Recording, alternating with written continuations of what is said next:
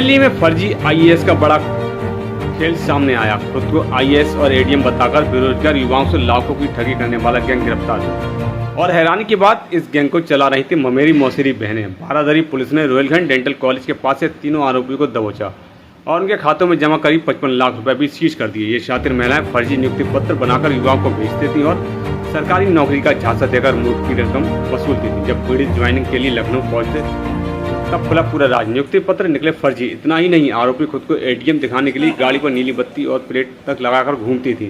फिलहाल पुलिस पूरे नेटवर्क की जांच में जुटी है और इस गैंग के शिकारों की तलाश जारी है। सवाल बड़ा, कितने और युवाओं को इस गैंग ने तोड़ा।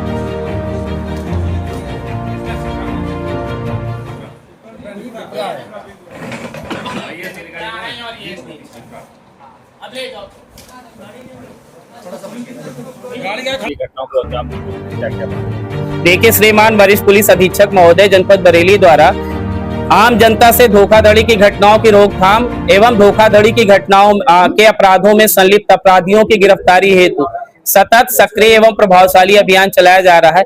इसी क्रम में थाना बारादरी में नौकरी के नाम पे धोखाधड़ी की एक सूचना प्राप्त हुई, जिसमें प्रार्थना पत्र के आधार पर क्राइम नंबर 511/26 सुसंगत धाराओं में पंजीकृत किया गया और विवेचना के आधार पर जो धारा थी उसमें 204 और 317 वीएनएस की बढ़ोतरी हुई और जो नामजद दो अभियुक्त थे, इसमें विप्रा शर्मा और शिखा पाठक के अलावा एक दीक्षा पाठक का भी नाम प्रकाश में आया और इनको गिरफ्तार किया गया और इनको माननीय न्यायालय के समक्ष प्रस्तुत किया जा रहा है। जो गिरफ्तार अभियुक्त हैं, जिसमें विप्रा शर्मा जिनकी मुख्य भूमिका है, जो खुद को टीसीएस और आईएएस अधिकारी के रूप में बताती हैं और इन्होंने रुहेलखंड विश्वविद्यालय से हिस्ट्री और इंग्लिश से डबल एमए किया हुआ है और ये अपने आप को डॉक्टर विप्रा शर्मा बताती हैं और ये कहती हैं कि मैंने आगरा विश्वविद्यालय से पीएचडी किया है, लेकिन इस संबंध में इनके द्वारा भी कोई साक्ष्य नहीं प्रस्तुत किया गया।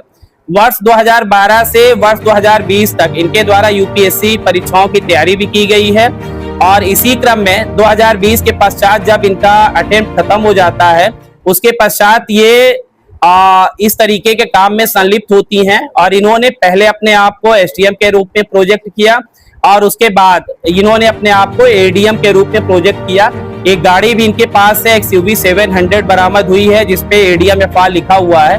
चूंकि इनके द्वारा सिविल सेवाओं परीक्षाओं की तैयारी की गई थी, तो इसलिए इनको प्रशासनिक अधिकारियों के कार्य आचरण और जो व्यवहार है उनकी जानकारी थी और इसी का इनके द्वारा फायदा उठाया गया। इन कार्यों में इनकी जो सगी बड़ी बहन है शिखा पाठक और इनके एक मामा की लड़की है दीक्षा पाठक, उनके द्वारा भी इनके इस कामों में मदद की जाती थी।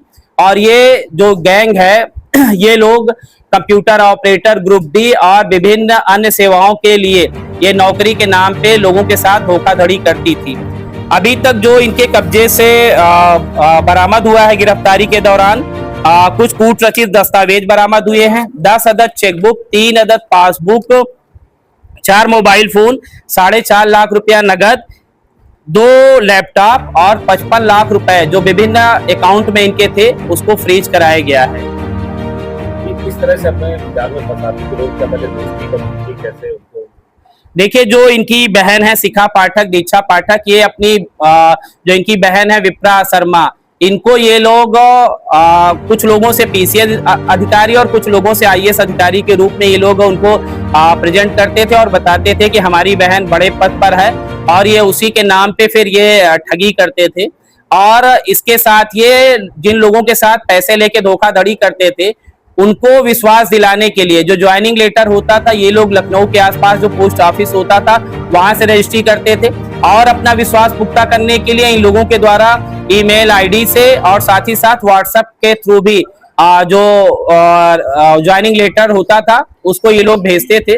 इन लोगों के द्वारा कुछ लोगों को 1-2 महीने की सैलरी भी भेजी गई।